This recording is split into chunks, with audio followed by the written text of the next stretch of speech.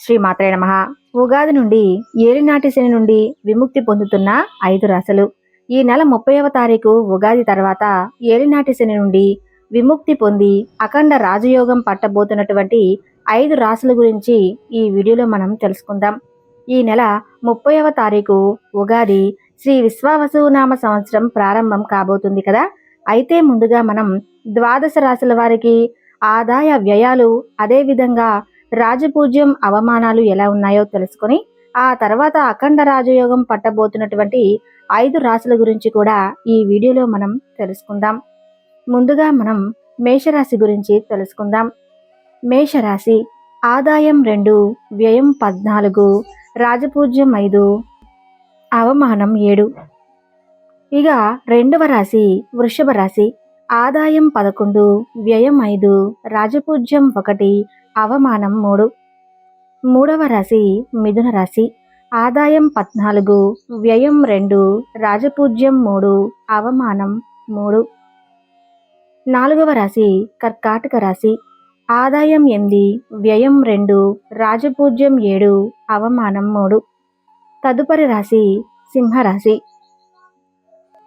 ఆదాయం 11, వ్యయం 11, రాజపూజ్యం 3, అవమానం 6. తదుపరి రాశి కన్యా రాశి ఆదాయం 14, వ్యయం 2, రాజపూజ్యం 6, అవమానం 6. తదుపరి రాశి తులారాశి ఆదాయం 11, వ్యయం 3, రాజపూజ్యం 2, అవమానం 2. తదుపరి రాశి వృశ్చిక రాశి ఆదాయం 2, వ్యయం 14, రాజపూజ్యం 5, అవమానం 2. తదుపరి రాశి ధనస్సు రాశి ఆదాయం 8, వ్యయం 14, రాజపూజ్యం 1, అవమానం 2. తదుపరి రాశి మకర రాశి ఆదాయం 14, వ్యయం 2, రాజపూజ్యం 4, అవమానం 3. తదుపరి రాశి కుంభరాశి ఆదాయం 11, వ్యయం 8, రాజపూజ్యం 7, అవమానం 4. తదుపరి రాశి మీనరాశి ఆదాయం 8, వ్యయం 2, రాజపూజ్యం 6, అవమానం 5. ఈ ద్వాదశ రాశుల వారి యొక్క ఆదాయ వ్యయాలు, రాజపూజ్య అవమానాలు అన్నమాట. ఇక్కడ కొంతమందికి ఆదాయం ఏమో మాకు 2 రూపాయలు ఉంది, వ్యయం 14 ఉంది, మరి ఎలా పొంతన కుదురుతుంది అని అడుగుతూ ఉంటారు. అంటే మీరు 2 రూపాయలు సంపాదించినప్పటికీ ఇంకా 12 అప్పు చేసి అయినా ఖర్చు పెడతారు. వృధా ఖర్చు పెడతారని మాత్రమే అనుకోవలసినటువంటి అవసరం లేదు. బ్యాంకుల్లో లోన్ తీసుకొని కానీ, స్నేహితుల దగ్గర అప్పు తీసుకొని కానీ నూతన గృహం కొనుక్కోవచ్చు, స్థలాలు కొనుక్కోవచ్చు, లేదా బంగారం కొనుక్కోవచ్చు అని అర్థం. రాజపూజ్యము అవమానము రాజపూజ్యమేమో 1 ఉంది, అవమానమేమో 3 ఉంది అంటే మిమ్మల్ని గౌరవించేటటువంటి వాళ్ళు 1 ఉంటే అవమానించేటటువంటి వాళ్ళు 3 ఉంటారు.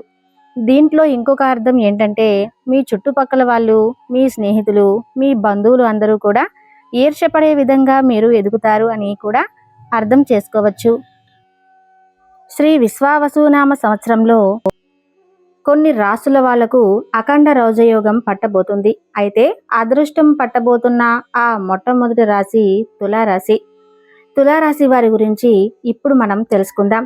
ఇంకా ఎవరైనా వీడియోని లైక్ చేయకపోతే తప్పకుండా లైక్ చేసి మరిన్ని వీడియోలు చేయడానికి సహకరించండి.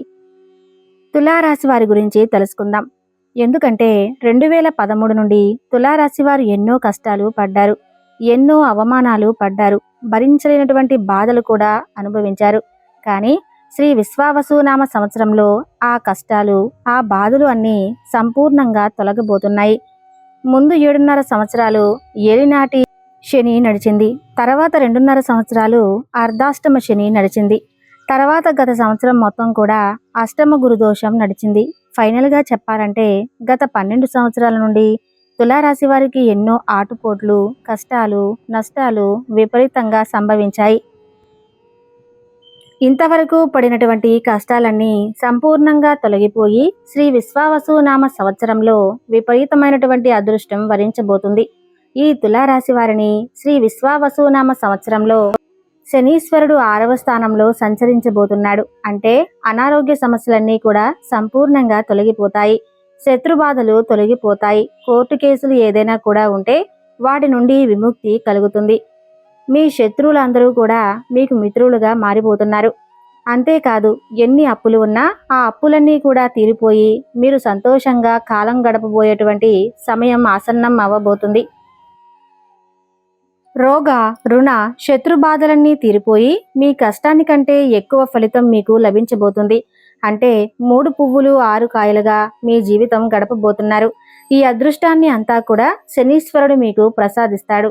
అదేవిధంగా తులారాశి వారికి ఇంకొక గొప్ప అదృష్టం ఏంటంటే గురుబలం అధికంగా ఉండబోతుంది. అదేవిధంగా భాగ్యస్థానంలో గురువు సంచరించబోతున్నాడు. అంటే మే 15 తర్వాత గురువు భాగ్యస్థానంలో సంచరిస్తాడు. కాబట్టి మీకు తిరుగు ఉండదు. భాగ్యస్థానంలో గురువు ఉంటే పూర్వజన్మలో చేసుకున్నటువంటి పుణ్య ఫలితం అంతా కూడా మీరు అనుభవిస్తారు. అంటే విపరీతంగా ధనలాభం కలగబోతుంది. అనేక మార్గాల్లో ధనము వస్తుంది. ఏ పని ప్రారంభించినా కూడా విజయం మీ సొంతమవుతుంది. జీవితంలో అంచెలంచెలుగా పైకి ఎదుగుతారు. అంతేకాదు, కుటుంబంలో ఎటువంటి కష్టాలు ఉండవు. మీ కుటుంబ సభ్యులందరూ కూడా మీకు సపోర్టుగా ఉంటారు. స్నేహితులందరూ కూడా మీకు సహాయం అందిస్తూ ఉంటారు. సమాజంలో మంచికి కీర్తి ప్రతిష్టలు కూడా మీకు దక్కబోతుంది. అదేవిధంగా మే 18 తర్వాత 11వ స్థానంలో కేతుగ్రహ సంచారం అనేది తిరగబోతుంది. కేతుగ్రహం కనుక అనుకూలిస్తే పుణ్యక్షేత్రాలు విపరీతంగా తిరుగుతారు. తీర్థయాత్రలు చేస్తారు. భగవద్ దర్శనాన్ని ఎక్కువగా చేసే భాగ్యం లభిస్తుంది. ఈ తులారాశి వారికి శని, గురువు, కేతువు ముగ్గురు కూడా విపరీతంగా అనుగ్రహించబోతున్నారు. అంటే శ్రీ విశ్వావసునామ సంవత్సరంలో ఈ తులారాశి వారికి దేవగురువు అయినటువంటి బృహస్పతి, పాపగ్రహమైనటువంటి శనీశ్వరుడు, అదేవిధంగా పాపగ్రహమైనటువంటి కేతువు విపరీతంగా అనుగ్రహించబోతున్నారు. మీరు ఏ పని ప్రారంభించినా ఆ పనిలో విజయం మీదే. అఖండ రోజయోగం పట్టబోతుందని చెప్పవచ్చు. అదేవిధంగా ఈ ఉగాది తర్వాత శ్రీ విశ్వావసునామ సంవత్సరంలో ఏలినాటి శని నుండి విముక్తి పొంది రాజయోగం పట్టబోతున్నటువంటి 2వ రాశి ఏంటంటే వృషభ రాశి. ఇప్పుడు మనం వృషభ రాశి గురించి తెలుసుకుందాం.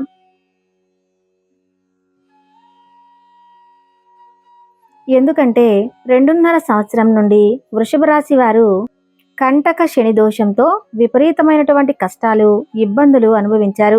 వృత్తిపరంగా అంటే చేసేటటువంటి పనుల్లో విపరీతమైనటువంటి టెన్షన్లు పడుతూ విపరీతమైనటువంటి సమస్యలతో ఇబ్బందులు పడ్డారు. ఇంకా ఆ ఇబ్బందులు ఏవి ఉండవు. ఎందుకంటే వృషభ రాశి వారికి బ్రహ్మాండమైనటువంటి గురుబలం రాబోతుంది. గురువు అనుగ్రహించబోతున్నాడు. వృషభ రాశి వారికి ఉగాది నుండి 11వ స్థానంలో అంటే లాభస్థానంలో శనీశ్వరుడు సంచరించబోతున్నాడు. కాబట్టి కష్టానికి తగినటువంటి ప్రతిఫలం అనేది లభిస్తుంది. ఏ పని ప్రారంభించినా కూడా ఆ పనిలో నష్టం అనేది ఉండదు. విపరీతమైనటువంటి లాభాలు కలగబోతున్నాయి. కెరియర్ పరంగా కూడా వృషభ రాశి వారికి కలిసి రాబోతుంది. టాప్ పొజిషన్లోకి వెళ్ళబోతున్నారు. వ్యాపారం ప్రారంభించినా, వ్యవసాయం చేసినా, ఉద్యోగం చేసినా, ఏ పని చేసినా కూడా విపరీతంగా ధనలాభము కలగబోతుంది. కాబట్టి వృషభ రాశి వారికి ఇంకా తిరిగి ఉండదని చెప్పాలి. కుటుంబ సమస్యలు, అనారోగ్య సమస్యలు అన్నీ కూడా తీరబోతున్నాయి. ఎందుకంటే 11వ స్థానంలో అంటే లాభస్థానంలో శని విశేషంగా అనుగ్రహించబోతున్నాడు. అదేవిధంగా వృషభ రాశి వారికి 2వ స్థానంలో గురువు సంచరించబోతున్నాడు. ఇది ఎంతో అద్భుతమైనటువంటి ఫలాన్ని ఇస్తుంది. మే 15 తర్వాత గురువు 2వ స్థానంలో సంచరించబోతున్నాడు. కుటుంబం పరంగా సంతోషంగా ఉంటారు. కుటుంబంలో ఏ సమస్యలు కూడా ఉండవన్నమాట. మీ మాట చెల్లుతుంది. మీరు చెప్పిందే వేదం. అందరూ కూడా మీకు అనుకూలంగా నడుచుకుంటారు. గురుబలం అద్భుతంగా ఉంటుంది. అదేవిధంగా రాహుబలం కూడా ఉండబోతుంది. 10వ ఇంట్లో రాహు సంచారం అనేది జరగబోతుంది. 10వ స్థానంలో రాహువు ఉంటే విదేశీ ప్రయాణాలు చేస్తారు. అదేవిధంగా అన్ని రంగాల్లోనూ కూడా విజయం కలిగేటట్లు చేస్తాడు రాహు అన్నమాట. కాబట్టి శత్రువులందరూ కూడా మిత్రులుగా మారుతారు. కోర్టు కేసులు ఏవైనా ఉంటే అవన్నిటిలోనూ మీకే విజయం కలగబోతుంది. ఇది పరమ సత్యం. పాపగ్రహమైనటువంటి శనీశ్వరుడు లాభస్థానంలో అంటే 11వ ఇంట్లో సంచరిస్తున్నాడు. అదేవిధంగా దశమ స్థానంలో పాపగ్రహమైనటువంటి రాహువు కూడా సంచరించబోతున్నాడు.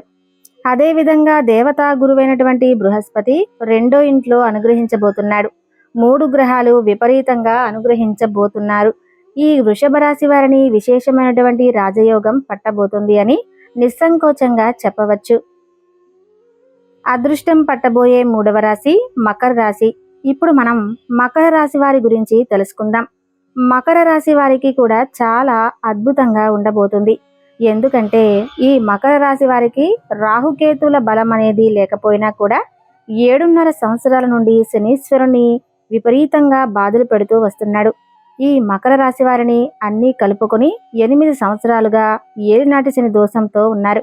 ఈ మకర రాశి వారు శ్రీ విశ్వావసునామ సంవత్సరం ప్రారంభం కాగానే ఈ దోషములన్నీ కూడా తొలగిపోయి వీరికి కూడా అద్భుతంగా రాజయోగం పట్టబోతుంది. ఈ శని దోషం తొలగిపోవటం ద్వారా మీకు సుఖశాంతులు అనేవి ఉంటాయి. కుటుంబంలో హాయిగా ఉంటారు. ఏ పని చేసుకున్నా కూడా విపరీతంగా ధనయోగం లేకపోయినా కూడా మీ కష్టానికి తగినటువంటి ఫలితం అనేది తప్పకుండా లభిస్తుంది.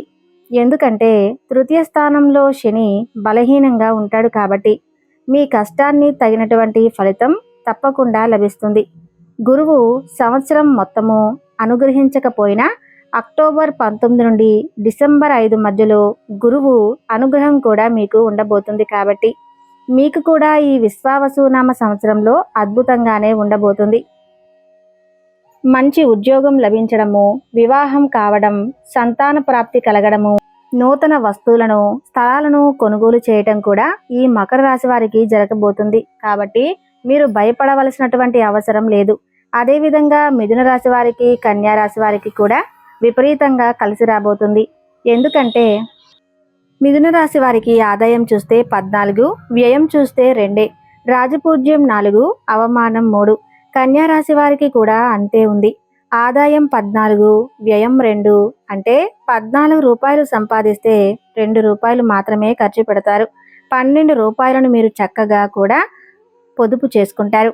కాబట్టి తులారాశి వారికి, వృషభ రాశి వారికి, మకర రాశి వారికి, మిథున రాశి వారికి, కన్యా రాశి వారికి, ఈ 5 రాశుల వారికి విపరీతంగా ఈ విశ్వావసునామ సంవత్సరంలో అదృష్టము అనేది కలిసి రాబోతుంది. ఈ 5 రాశుల వారు సంతోషంగా గడపవచ్చు. చూశారు కదండి, ఏలినాటి శని ప్రభావం నుండి 5 రాశుల వారు ఎంత చక్కగా విముక్తి పొందబోతున్నారు. ఈ వీడియో నచ్చితే తప్పకుండా లైక్ చేసి జై శ్రీకృష్ణ అని చిన్న కామెంట్ చేయండి.